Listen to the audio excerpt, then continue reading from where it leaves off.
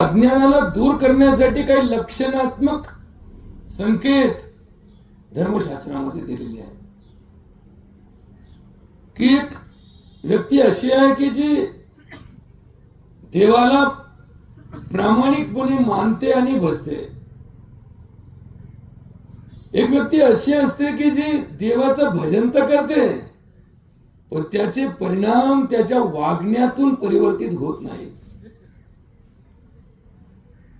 आणि म्हणून परमार्थ कशासाठी करावा, देवाची पूजा, देवाचं भजन, देवाचं नामस्मरण, देवाची आरती, देवाची दुपारी, देवाची दिंडी कशासाठी असावी हे थोडं समजावं या दृष्टिकोनातून आज आपण निवडलेला विषय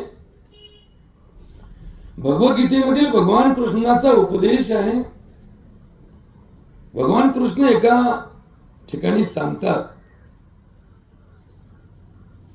की अर्जुना, तू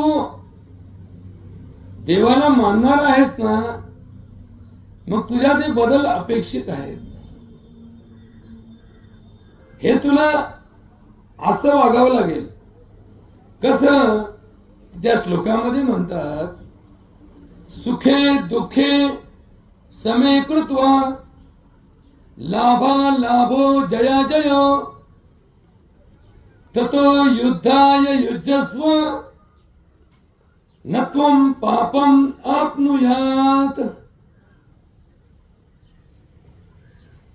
शेवटी देव कार्य म्हणजे पुण्य कार्य आणि या पुण्याचा हिशोब जिवंतपणे कधी कुणी कसा करू शकत नाही. हे पुण्य कामाला येतं या प्रवासाला, की जो प्रवास मरणोत्तर आहे. परोक्ष जीवनाच्या प्रवासाला पुण्य कामाला येतं. जन्मोजन्मीचं पुण्य, इथून पाठीमागच्या जन्मोजन्मी केलेलं पुण्य या जन्मात कामाला येतं. या जन्मात केलेलं पुण्य परोक्ष जीवनाला कामाला येतं. आता हे थोडं व्यवहारात समजून घेणं अवघड आहे. बऱ्याच वेळा आपल्याकडे एक साधी म्हण म्हटली जाते, याची देही याची डोळा. आता डोळा म्हणजे पाहणे, हा देह या जन्माचा देह. आता याच्यात थोडं अजून एक विषय आहे की इथंच फेडून जायचं. तुम्ही आतापर्यंत समाजामध्ये खूप लोकांचा अभ्यास केला असेल, खूप पुण्यवान तुम्हाला भेटले असतील, खूप पापी तुम्ही पाहिले असतील. तुम्हाला असं वाटतं का हो की या जन्मात त्या पापाची फेड त्यांच्याकडून झाली असेल, किंवा या जन्मात केलेलं पुण्याचं फळ त्यांना खरोखर मिळालं असेल? नाही, याचं उत्तर नक्कीच नाही आहे. अनेक पुण्यवान त्यांच्या संसारात, समाजात, सामर्थ्यात अपयशी असलेले दिसतात. त्यांच्याकडे धन नसतं, दौलत नसते, त्यांना प्रतिष्ठा नसते, त्यांच्याकडे पद नसतं, त्यांना एखादा मोठा जर्जर आजारही होतो. आणि मग माणसाला एक भ्रमिक चिंतन पडतं, हा गडी एवढा माळकरी वारकरी सांप्रदायिक उपास धरतो, एकादशा करतो, वाऱ्या करतो, दिंड्या करतो, पाप आम्ही नाही पाहिलं याने केलेलं, तरी याला कॅन्सर झाला, तरी याच्या पोटात गाठ झाली, तरी याचा अपघात झाला, तरी याला वेदना आहेत, तरी याला आज्ञा आहेत, तरी याला त्रास आहे. आणि आम्ही अशी अनेक लोक पाहतो की ज्यांनी आपल्या स्वतःचा भौतिक विकास दुसऱ्याचे मुंडके मोडून, दुसऱ्याचे गळे दाबून, दुसऱ्यावरच्या मुंडक्यावर पाय देऊन, दुसऱ्याला अनितीने त्रास देऊन, दुसऱ्याला अन्याय करून, खोटं बोलून कमावलेली संपत्ती आहे. आणि त्यांना प्रतिष्ठा आहे. लोक त्यांचा सत्कार केलेला पाहतोय आपण, त्यांचा सन्मान होतोय, त्यांचाच विजय होतोय, त्यांनाच प्रतिष्ठा आहे. ते निरोगी आहेत, त्यांना ऐश्वर्य, सुख, समाधान. समाधान ही गोष्ट दूर करा. समाधानाच्या बाबतीत आपल्याला अजून विचार करायचा की समाधान कुणाला मिळतं. सुख, भौतिक सुख, सुविधा, संसाधन आणि याचा आनंद घेतोय, उपभोग घेतोय, मग याला तर काहीच नाहीये. याला शारीरिक त्रास नाहीये, याला भौतिक सुविधा आहेत. मग आपल्याला संभ्रम पडतो की चुकणं कोणाचं झालं, चूक कुणाची होऊ शकते. याच्यात चूक कुणाची? जो नीतीने वागतो, जो सत्याने वागतो. आजच्या कलियुगाची व्यवस्था सांगतो, रामायण काळातली नाही. जो सेवा करतो, जो पैशाकडे लक्ष देत नाही, जो प्रॉपर्टीकडे लक्ष देत नाही, जो मला मिळालं पाहिजे असा विचार ठेवीत नाही, सगळ्यांचं कल्याण, सगळ्यांचं भलं, दुसऱ्याचं कल्याण करता करता याचं नुकसान होतं तरी हा कधी म्हणत नाही की बाबा आता माझं नुकसान व्हायला लागलं, मी थांबलो आता.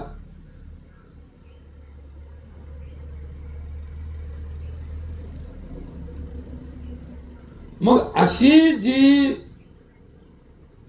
व्यक्ती की जी देवाच्या कार्यामध्ये सतत अग्रेसर असते,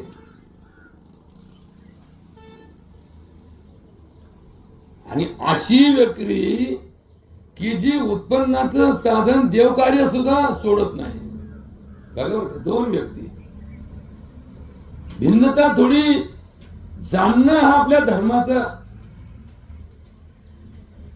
ज्ञान प्राप्त करण्यासाठी आवश्यक आहे. या श्लोकामध्ये हाच विषय समजून सांगताना भगवद्गीतेमध्ये भगवान कृष्ण सांगतात, सुखे दुःखे समे कृत्वा. एखाद्या ठिकाणी सुख मिळालं, समजा जे उन्हात बसले त्यांना तर सध्या थोडा वेळ सुख लागल, 1 तासाने ते मध्ये नाव चटके बसायला लागले, चला पलीकडे, चला सावलेला. म्हणजे जागा बदलायचा विचार त्यांनी केला का?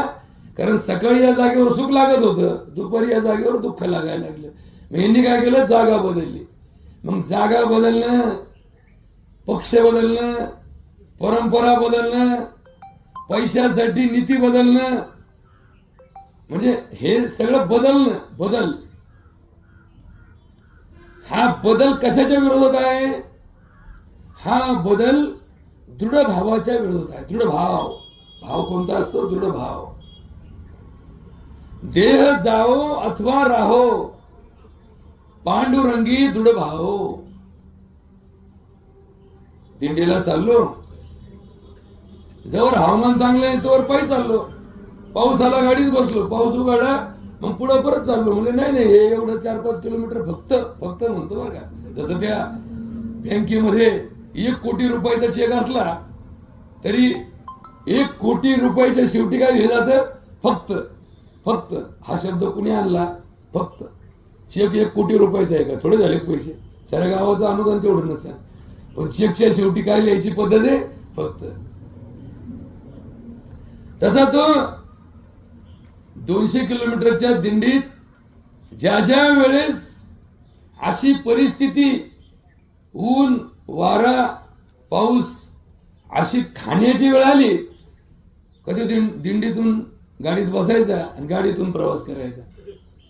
लोक म्हणले याला असं कसं काय करतो तू? ते म्हणले मग कुठं जीवाला त्रास करून घेता? दिंडी आपली कसं सुखात चालली पाहिजे ना. शेवटी माझ्या जीवाला त्रास झाला काय उपयोग आहे? मला गुन्हा आला उद्या, मग याला दिंडीत जाणं म्हणतात का? नाही. दिंडीत ऊन, वारा, पाणी, ताण, भूक याचा विचार न करता जशी प्राप्त परिस्थिती आहे, प्राप्त परिस्थिती, पाऊस आला, पावसात सारी दिंडी झोडपली, योगी झोडपला, काय होईल ते होईल. देह जाओ अथवा राहो, पांडुरंगी दृढ भाव. आता हा दृढ भाव इथं सगळं डोकं लावर का? इथं बाकी तुम्हाला सगळं कळतं. अडाणी कुणी राहिला नाही. स्वार्थ आणि निस्वार्थ 2 भाव कसे सेपरेट आहेत हे तुम्हाला मी सांगायची गरज नाही. तुमच्याच मनात स्वार्थ भाव जागृत झाल्यावर तुम्ही कसे वागता आणि परमार्थ भाव जागा झाल्यावर तुम्ही कसे वागता हे तुम्हाला तुमच्या वागण्याचं हसू येतं. बऱ्याच वेळा मला सुद्धा कधी कधी एखाद्या ठिकाणी गरजेपोटी बघा बरं का, माणसाची पाप करण्याची वृत्ती बघा. आता हे इथं थोडं बारीक अभ्यास करा. कोणाचं उदाहरण देण्यापेक्षा मी माझंच उदाहरण देतो ना, काय बरं दुसऱ्याचं द्यावं. एखाद्या ठिकाणी एक गोष्ट मला पाहिजे आणि माझ्या लक्षात आलं काय, दहेगाव पासून नगर पर्यंतचं तिकीट 50 रुपये आहे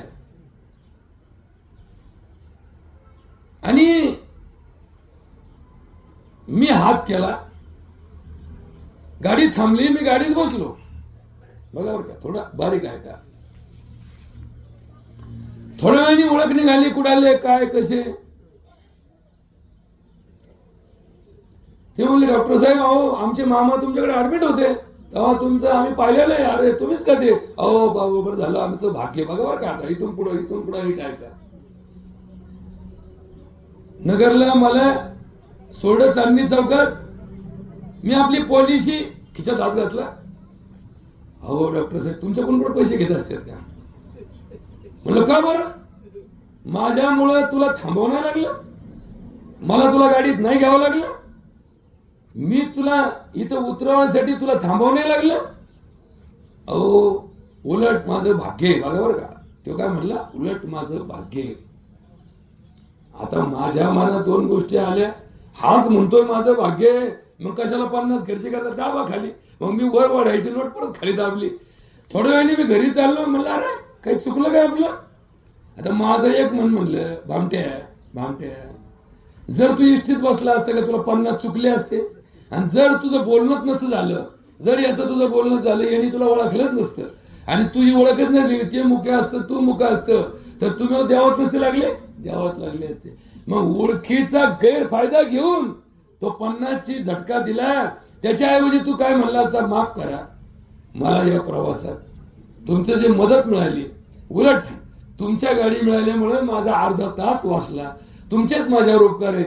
हे 50 रुपये तुम्हाला घ्यावंच लागतील, नाही तर तिथे ठेवून आलो असतो तर माझे तर 50 गेले असते, पण माझ्या मनाला समाधान झालं असतं का मी कुणाचं बुडवलं नाही. आता तुम्ही म्हणाल तोच नाही म्हणतोय, तू कशाला मागे लागला त्याच्या. बघा बरं का, परमार्थ इथं काम करतो बरं का, परमार्थ दुसरीकडे काम नाही करत, इथं काम करतो. मग आपण म्हणलो असतो याला काय, याच्यात काय चुकीचं केलं सांगा बरं. तो माणूस मागं लागला, घ्या ह्यो नाही म्हणतोय. आता नाही जरी म्हणला, तो धर्माचा भाग, त्याची ओळख, त्याचा संबंध म्हणून तो नाही म्हणला. मग तुला त्याच्या मार्फत तो व्यवहार पूर्ण करून त्याच्या मोबदल्यात त्या ड्रायव्हरनी तुझ्याकडून 50 घेतले असते आणि म्हणले ते महाराज थांबा मी तुम्हाला चहा पाहिजेतो, आणि मग एका गेला तर 50 रुपयाची भेळ जरी खाऊ घातली असती तरी पण तो व्यवहार धार्मिक झाला असता. पण ते 50 दाबून परत म्हणतो इथं नाट्य सोय का, तो ड्रायव्हर थांबा मी नाट्य खाऊ घालतो. म्हणजे आता आम्ही इथं बसलो, आमच्यावरती लोक देव म्हणून प्रेम करतात, आमच्यावर नाही प्रेम करत, गादीवर प्रेम करतात. आमचा भ्रम झाला की आमच्यावर लोक प्रेम करतात. लोकांना आमचं घेणं नाही, तू नाही तुझा बाप दुसरा, पण या गादीवर लोक प्रेम करतात. कशावर करतात, गादीवर प्रेम करतात. ही नारदाची गादी, ही व्यासाचं व्यासपीठ आहे, याच्यावर लोक प्रेम करतात आणि याच्यावर प्रेम करतात म्हणून उलटून बोलत नाही, त्याच्या पलीकडे काही जास्त बोलत नाही.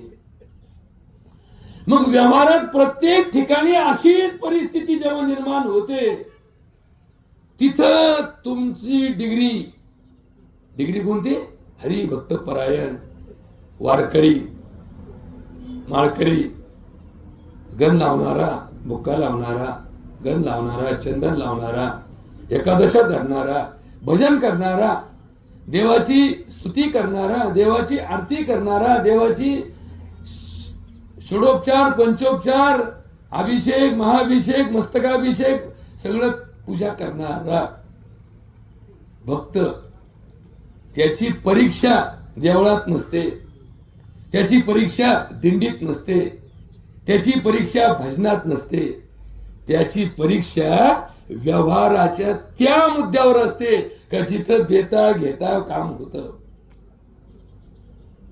बघा कलियुगाचा जो भाग आहे हा अर्थ आधारित आहे. इथं सगळा व्यवहार पैशानेच चालतो. एखाद्या माणसाचा अपघात झाला आणि त्या माणसाचा जीव गेला तर शेवटी ते मिटतं कशाने? पैशाने. लाख रुपयाचं विमा भेटला, 5 लाख रुपये बायकोला मदत मिळाली, ती परत काही बोलली नाही.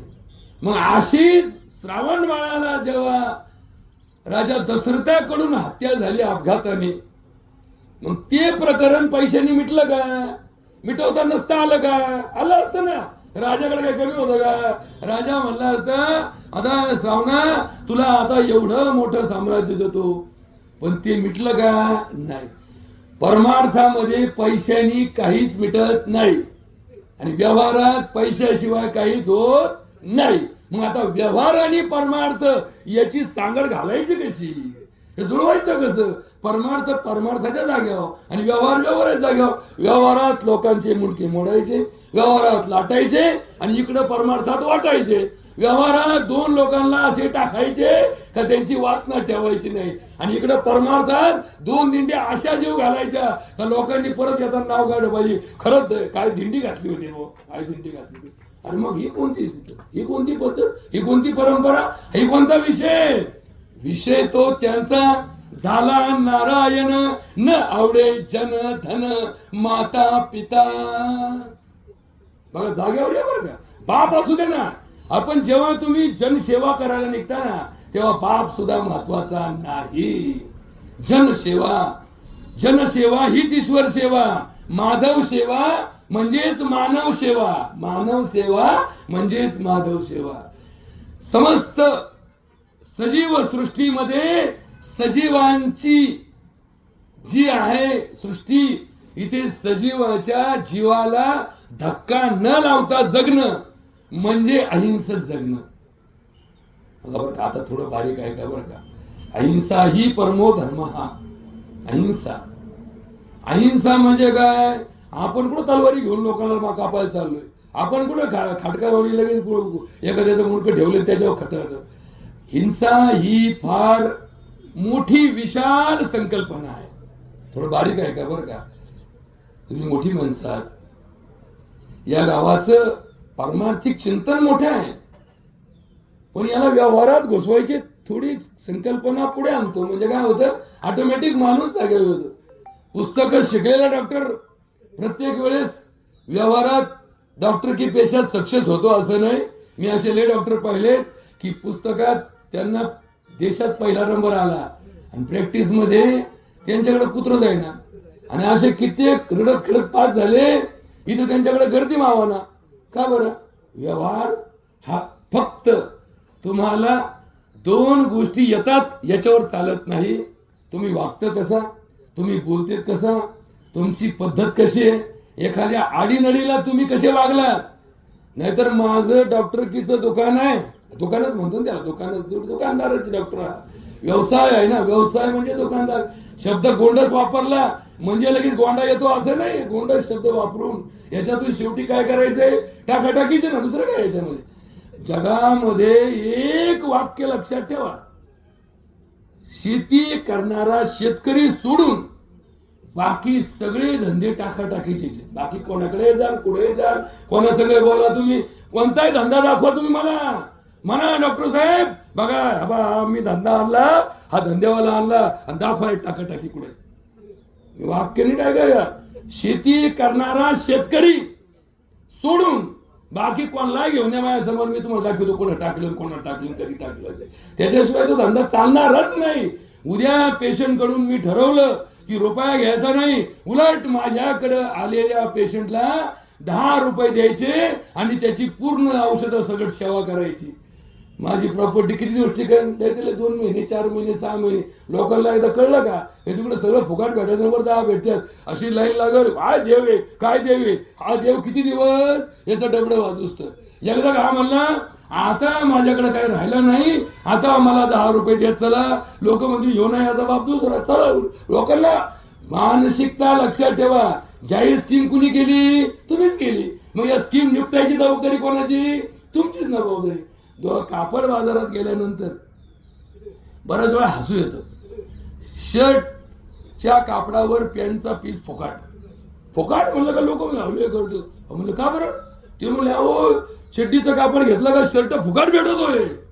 म्हणलं यांच्या बापाने धंदा केला का असा? ज्या अर्थी पॅन्ट 150 रुपयाची असन, शर्ट 100 रुपयाचा असन, आणि यांनी लावला पॅन्टीचा भाव 225 आणि शर्ट फुकाट लावला. लोकांनी गर्दी लावली आणि मग एका ठिकाणी सांगितलं फुकट आमच्याकडे काही मिळत नाही. लोक म्हणले जायलाच नको यांच्याकडे, काय जातं म्हणले, फुकट काही देत नाही. असा कसा माणूस आहे म्हणले. अहो थोडं तरी म्हणजे लोक जाण तिकडे पार मौतीचं सामानाला गेले ना, तिथं सुद्धा का केवढ्याचा हार आहे 50 रुपयाचा 40 देता का? ही जी पद्धत आली ना बाजारात, किती बोला देता किती बोला घेता, ही पद्धत परमार्थाची सगळ्यात धोकेदायक पद्धत आहे. तुकाराम महाराज आपल्या व्यवहाराच्या पद्धतीला सांगत होते, हरी बोला देता हरी बोला घेता, उठता बैसता जनी वनी एकांती लोकांती, जिकडं जाण तिकडं काय बोला, हरी बोला. समजा धरा हे हरी बोला. आता म्हणून तर काय, म्हणून तर घोटाळा सांगतो बरं का. महाराजाला पाकिट देताना काय बोललं जातं, बोला पुंडलिक. का बरं? तेच तुम्ही एखाद्या हॉटेलात गेले आणि त्याला 50 रुपयाची वेळ खाल्ली आणि 20 रुपये काढून दिले आणि म्हणले बोला पुंडलिक. ते म्हणतो पुंडलिक नंतर भाऊ माझे 50 ठेव. आता इथं कसं आहे, इथं महाराज सौदा आधी झालेला असतो, त्याच्यामुळे त्यांना माहिती पाकिटात जर रुपये कमी निघला तर याला ओढायचे, आणि म्हणून ते पाकिट बांधून ठेवतो. उघडं का ठेवीत नाही, लक्ष्मी प्रदर्शन करून कधी घेऊ नये असा एक संकेत इकडे आला. आणि काय म्हणायचं, देऊन पण बोला पुंडलिक. मग हे फक्त कधी बोलत चला, जेव्हा महाराजाला नारळ देताना नारळ, एक श्रीफळाची किंमत किती, श्रीफळ सत्कार कशाने करतो, नारळाने. लाख रुपये देऊन एखादा सत्कार ठेवला, लोक म्हणजे आम्हाला याचा सत्कार करायचाच नाही. श्रीफळ हे फळ अनमोल आहे, अनमोल. याची किंमत बाजारात नाही. तो 20 रुपयाचा आहे, सडका आहे का, तो खराब आहे का, चांगलं खोबरं निघालं का पाणी निघालं. नारळाचा सत्कार हा सगळ्यात श्रेष्ठ सत्कार श्रीफळ आहे, की जे वर्षानुवर्ष तुमच्या घरात ठेवलं तरी खराब होत नाही. आणि मग इथे पैसा आलाय, पण पैशाला बाजूला करून परमेश्वराचं नाव घेतलं गेलं. म्हणजे परमेश्वर आणि पैसा हे दोन्ही प्राप्त करण्याच्या भूमिकेला कोणती भूमिका म्हणायचं याच्यावर थोडा बारीक अभ्यास करा. बघा, लक्षात ठेवा, तुम्ही कुठेही गेलात जगामध्ये आणि कोणतंही काम केलं, हे वाक्य परत ऐका बरं का. या वाक्यात फार बदल घडतात. ज्या वाघ डॉक्टरांच्या बापाचा दावा आहे ना, या पोरांनी असं एखादा माणूस गावातून आणून दाखवा की एका माणसाकडे रुपया नव्हता आणि तो डॉक्टरकडे गेला, डॉक्टरने सांगितलं याला 100चे औषध लागतील आणि रुपया नाही तो याकडे, तू कोणाकडे जा. असा एक दिवस एक क्षण या डॉक्टरनी त्याच्या दवाखान्यात दाखवा की अशा दिवशी मला अनुभव आला, डॉक्टरनी मला हाकून दिलं. नाही, हे पोरगं तसं कधी वागलं नाही आणि वागणारही नाही. अरे कधी वेळ आली तर खिशातून घालीन, पण प्रसंगा ठीक आहे. एखाद्या दिवशी गुण आलाय असेल, नसेलही, एखादं पेशंट जगलंय असेल, एखादं मेलंय असेल. आता काय आमच्या हातात जगणं मरणं असतं काय? जगणं मरण्याचा दवाखान्याशी काही संबंध नाही. आमच्या हातात फक्त उपचार. तुझं पोट दुखत ना भाऊ, पोट दुखायचं थांबायसाठी काय केलं पाहिजे? मग तू पोटानेच मरण तुझ्या ठरलं असेल तर मग तुझ्या पुढं पुढं पुढं पुढं पुढं सरकणारच ना. जर तुझा मृत्यू ठरला असेल, जे जे असेल प्रारब्धी ते न चुकेल कर्म कधी, होणारा सारखी बुद्धी कर्मरेषा प्रगटे, न कळे पुढील होणार भूत भविष्य हा विचार, कर्म धर्म तदनुसार भोगणे लागे सर्वथा. ऐसा लिहून गेला विधाता, मग कासया करावी ते चिंता, आपुलिया संचिता कर्मरेषा प्रभाव. जैसे असेल आचरण, घडले असेल पाप पुण्य, तैसे सानुकूल होतील कर्म. मान अपमान जन करिता, काळ अनुकूल अथवा प्रतिकूल, परी सोडू नये आपले धैर्य बळ. अनाचारी मन केवळ, नये बाटू सर्वथा. बघा बरं का, इथे घोटाळा आहे. अनाचारी मन केवळ, नये बाटू सर्वथा. हे मन कसं आहे? अनाचारी आहे, सदाचारी नाही. मन पापी आहे, मन पापी आहे, पोट पापी आहे. बघा बरं का, पण आपलं अंतःकरण पापी नाही. अंतःकरणामध्ये बहुमत पापाचं होत नाही. बघा अंतःकरणामध्ये किती किती मतदान आहे? 4 मतदार आहेत. अंतःकरणामध्ये किती मतदार आहेत? 4 मतदार आहे. मन, बुद्धी, चित्त आणि अहंकार. आता मन पापी आहे पण चित्त पुण्यवान असेल, अहंकार रहित असेल आणि बुद्धी ही हरिबुद्धी असेल तर बहुमत कोणाचं होईल? सत्मार्गाचं होईल. आणि जर बुद्धी पापी झाली आणि बुद्धीने आणि मनाने एक मतदार फोडा, चित्त फोडलं, बहुमत कोणाचं झालं? पापाचं झालं. मग आपण पाप कधी करतो? जेव्हा आपल्या मनावर, जेव्हा आपल्या आत्म्याच्या कार्यावर सत्ता पापाची असते त्यावेळेस आपण पाप करतो. आणि ज्या वेळेस आपल्यावरती सत्ता पुण्याची असते, बरं हे बहुमताला काही लय फोडाफोडी का? लाख मतात निवडून आला, इथं 4 मत आहेत, त्यातले 1 कायमचं पापाकडे आहे आणि 3 त्याच्यापैकी 1 कायमचं पुण्याकडे आहे. कोणतं? अहंकार. हे कायम पुण्याला चिटकलेलं असतं. सात्विक अहंकार, राजस अहंकार, तामस अहंकार ही जगाच्या निर्मितीची कारण आहेत. आता इथं 2 गोष्टी शिल्लक राहिल्या आहेत. 2 मतदाराची प्रचारकाची पद्धत लक्षात ठेवा. आता आलं निवडणूक आली म्हणून सांगतो, फक्त 2च मतदार आहेत. मतदार किती? 2च आहेत. एक आहे चित्त आणि एक आहे बुद्धी. आणि घोटाळा असा आहे, बुद्धी मतदानला लवकर येत नाही. बुद्धी मतदानला येत नाही. ती म्हणते तुम्ही तुमचंच बघा, मला बाजूला ठेवा. कुणी सांगितलं? हरिपाठामध्ये हरिपाठ म्हणताना माऊली काय म्हणतात? हरी बुद्धी जपे तो नर दुर्लभ. दुर्लभ म्हणजे दुर्मिळ. दुर्मिळ म्हणजे इथं लाख लोक बसली, इथं 1000 लोक बसली, 1000 लय बोटा मोजणे इतके फक्त हरिबुद्धी वापरतात. बाकी सगळ्यांची बुद्धी कशी आहे? मतलबाची बुद्धी आहे. मतलबाची. आता मतलबाची बुद्धी आणि भगवंताचं नाव हे जुळतं का कुठं?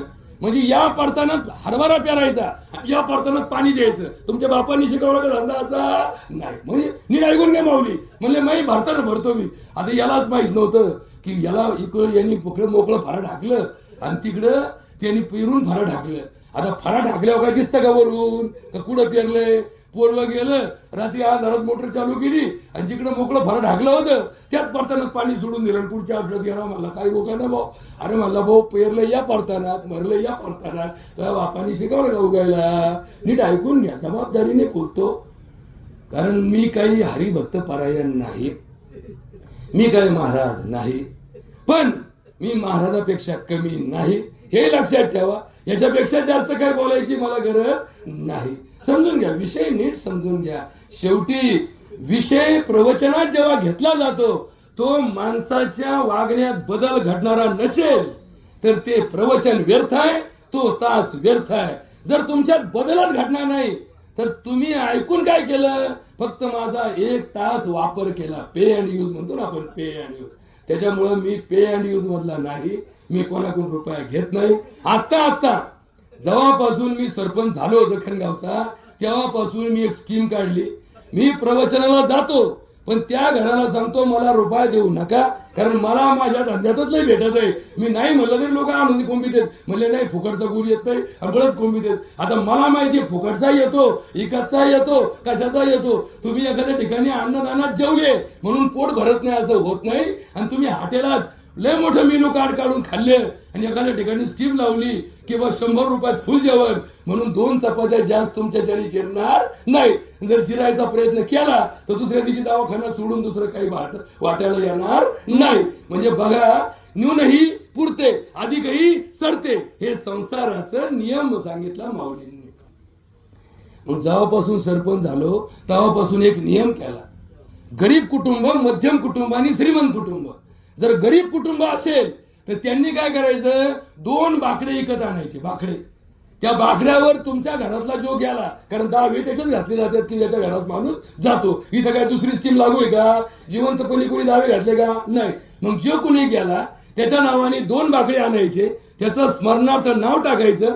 1 बाकडं ज्या गावात कार्यक्रम केला त्याच्या सरपंचाच्या ताब्यात द्यायचं आणि 1 आमच्या गावात आणून ठेवायचं. त्या निमित्ताने काय होईल? लोक म्हणतील बा डॉक्टर तुम्ही तिकडे कीर्तनाला जात जा म्हणजे आपल्या गावात बाकडं येईल. आणि ज्या गावात कीर्तन केलं तो सरपंच म्हणायचा ह्याला डटला मारला, दोन्ही बाकडे आपल्याकडे घेऊन गेला, पुढच्या टायमाला याला बॉल व्हायला नको. मग त्याच्यापेक्षा एक बाकडं त्या गावात ठेवा. आता समजा इथं म्हातारे कोतारे आले, एखाद्याला खाली बसता येत नाही, गुडघ्यात गेलेले केसेस काही कमी आहेत, सगळे निम्मे अर्धे गुडघ्यात गेलेले आहेत. आणि ही व्यवस्था काही कोणाच्या व्यक्तिगत दोषाची नाहीये, ही सामाजिक व्यवस्था आहे. गुडघे का गेले याचं उत्तरही ऐकून घ्या बरं का. गुडघे कशाने तयार होतात? गुडघे कॅल्शियममुळं, प्रोटीनमुळं आणि व्हिटॅमिन D3मुळं. बघा बरं का सर, नीट ऐकून घ्या.